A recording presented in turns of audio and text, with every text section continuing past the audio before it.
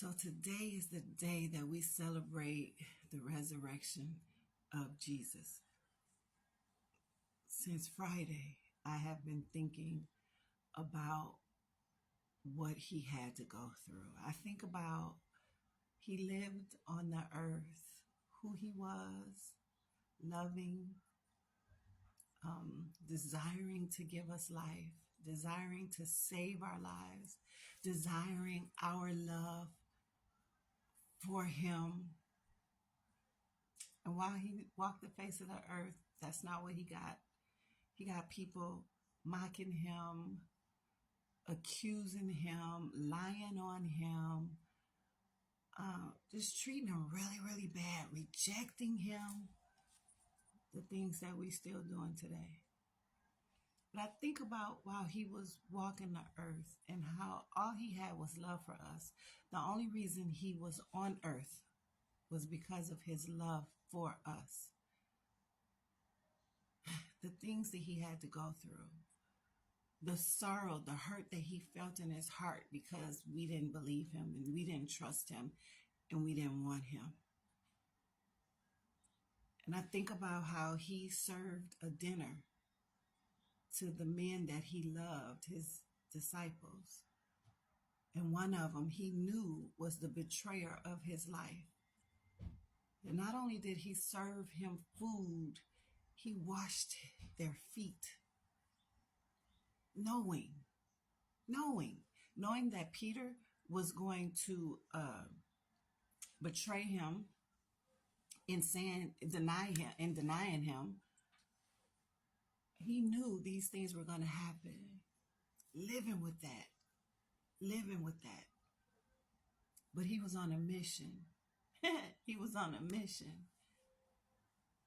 And so while eating, after having dinner and knowing what was getting ready to happen, as he went on his way, his friend, his betrayer, Judas, walks up to him and gives him a deadly kiss.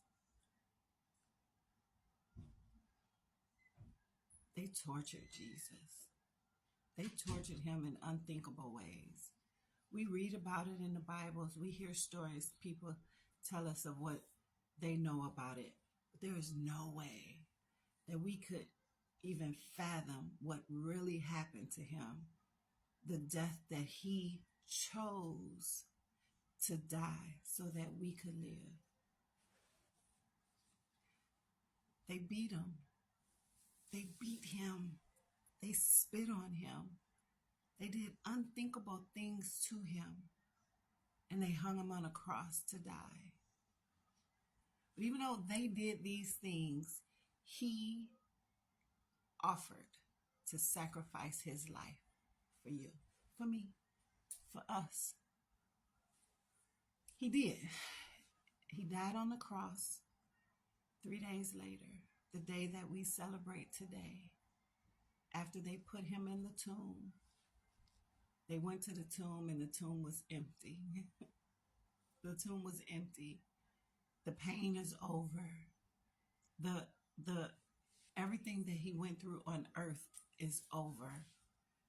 And the tomb is empty, which reminds me of his reasoning for being here was for me, was for his love for me, his love for you, for us to imitate him in the way that he walked in the earth with love and forgiveness, grace and mercy, and all humility.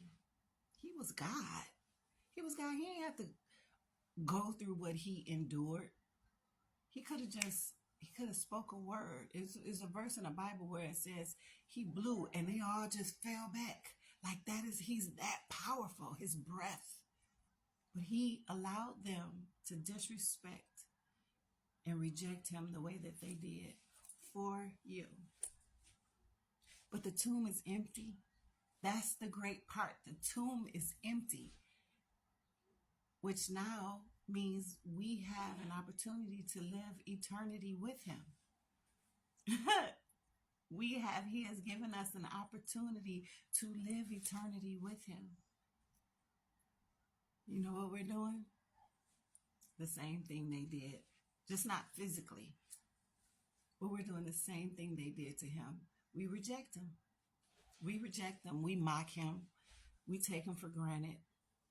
We don't believe what he's saying. We reject him. We're doing the same thing that they did. You know what he said when he was on the cross? He asked God to forgive them, for they know not what they do. If we really, really knew, if we really, really understood how much and how greatly we need him, just like we need air. We need him like we need air, but we don't understand that. We don't understand that. We take him for granted because we don't understand we need him like we need air, the air that he provides for us to breathe in and out of our lungs. We take that person, we take that God for granted. My hope is that God reveals to you today who he is, who he really is, and that it changes your life, changes your mind, changes your heart, and then changes your life. That you will seek to know more about him and what he's done for you, because he sacrificed his life in a very horrific way, willingly. And we don't even want to say thank you. We don't want to live our lives in a way that says thank you. We don't want to deny this flesh. He denied his flesh.